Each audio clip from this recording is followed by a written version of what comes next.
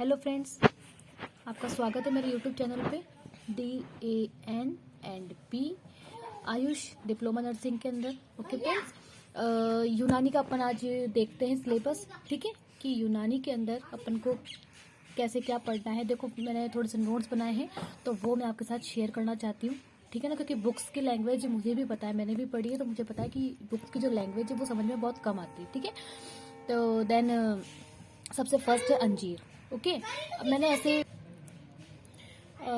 मैंने फ्रेंड्स कुछ नोट्स बनाए हैं, वो मैं आपके साथ शेयर कर रही हूँ, देख लेना आप एक बार। मैंने ऐसे पॉइंट इनको साइड में लिख लिए हैं क्योंकि मुझे तो मतलब ऐसे ही समझ में आया, मैंने बुक्स के ही बनाए हैं। अगर आपको ये समझ में नहीं आए तो आप एक बार अपनी बुक्स को भी से सामने रख सकते हैं, उससे भी आप पढ़ सकते हैं। ओके फ्रेंड्स, फर्स्ट अपन लेते हैं अंजीर। ओके, अंजीर का लैटिन नाम मैंने लिख रखा है, देखो यहाँ साइड में, फाइकस कैरिका। ओके, अब इसका मैंने सेकंड पॉइंट डाल दिया, उत्पत्ति स्थान। उत्पत्ति स्थान क्या बताया आपने, सीरिया आ गया, फारस आ गया, बलूचिस्तान हो गया, अफगानिस्तान हो गया। ठीक है, परिचय दे देते हैं अब अपन इसका कि एक सबसे पहली चीज की वृक्ष होता है।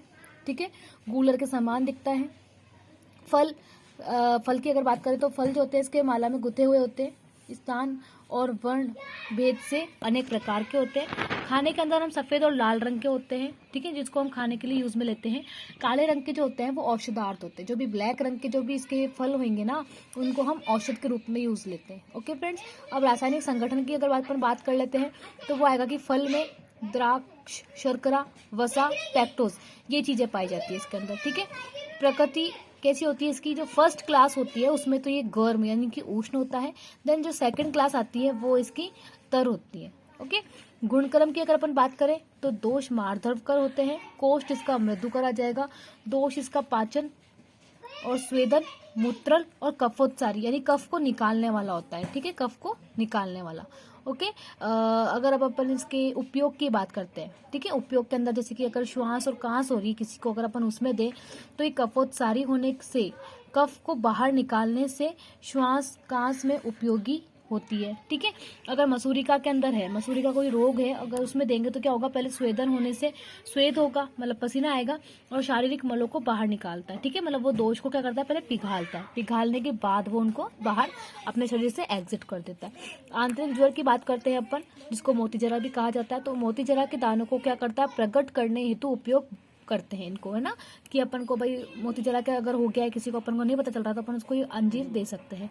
यकृत प्लीहा से कोई रिलेटेड कोई बीमारी है तो हम दे सकते हैं, तो उसकी जो सूजन होगी वो कम हो जाएगी।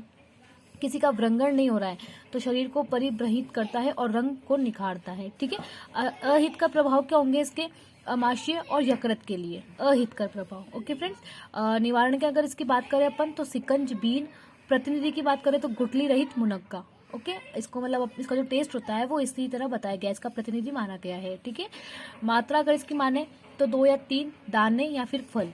ठीक है, इसको खाने की जो मात्रा बताई गई है वो। और प्रयोज्यान के अंदर इसका पुष्पधार या फिर फल, दो चीज काम में आती है, एक तो पुष्पधार और एक फल। कल्प और योग की बात करें तो शरबत, अंजीर, ठीक है, ये काम में आता है।